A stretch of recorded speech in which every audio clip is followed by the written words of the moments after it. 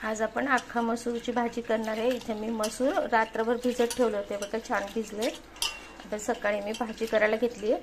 आपण कुठलंही वाटण बिटण न करता छान अशी सिंपल पद्धतीने भाजी करणार आहे। त्यासाठी मी इथे कांदा, कढीपत्ता, लसूण, थोडासा गूळ घेतलाय आणि कोथिंबीर आणि आपले मसाले। काही इथं कुठलंच वाटण बिटण काही केलेलं नाहीये। मोहरी टाकून घ्यायची, जिरं, मोहरी छान तडतडल्यावर जिरं टाकायचं, लसूण टाकतो,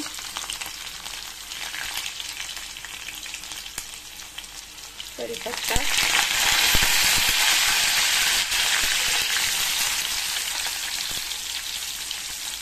कांदा टाकून घ्यायचं। मिरची अशी खोबरं किंवा लसूण वाटणं वाटता पण अशी छान होते भाजी। तुम्हाला टोमॅटो आवडत असेल तर तिथे टोमॅटो टाकला तरी पण चालेल।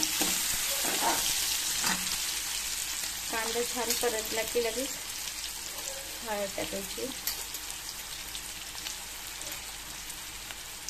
इथे माझा घरी केलेला कांदा लसूण मसाला आहे, बघा किती छान कलर दिसतोय। 2 चमचे टाकलाय। गोडा मसाला टाकते 2 चमचे, 1 चमचा भरून लाल तिखट आणि अर्धा चमचा गरम मसाला। छान मिक्स करायचे सगळे मसाले।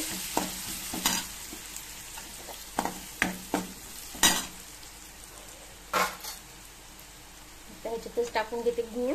गूळ मी जास्ती नाही टाकला, गोड झालं की पोरं खात नाहीत जास्ती भाजी गोड लागले की।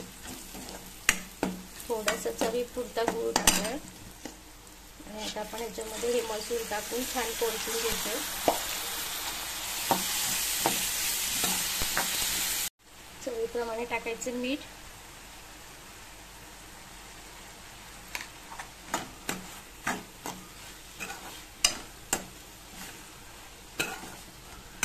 आणि थोडंसं पाणी टाकून झाकण घेऊन छान भाजी शिजवून घेते।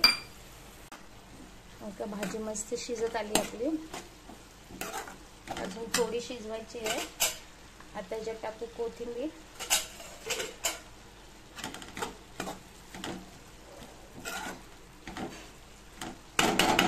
आणि अजून एक 5 मिनिटं झाकण ठेवून छान शिजवून घेऊ। इथे आपली भाजी बघा छान अशी तयार झाली आहे। मस्त असा अख्खा मसूर तयार झाला। मी सुक्काच केलाय, तुम्ही पण नक्की ट्राय करा। व्हिडिओ आवडला असेल तर लाईक करा, शेअर करा, सबस्क्राईब करा। थँक्यू।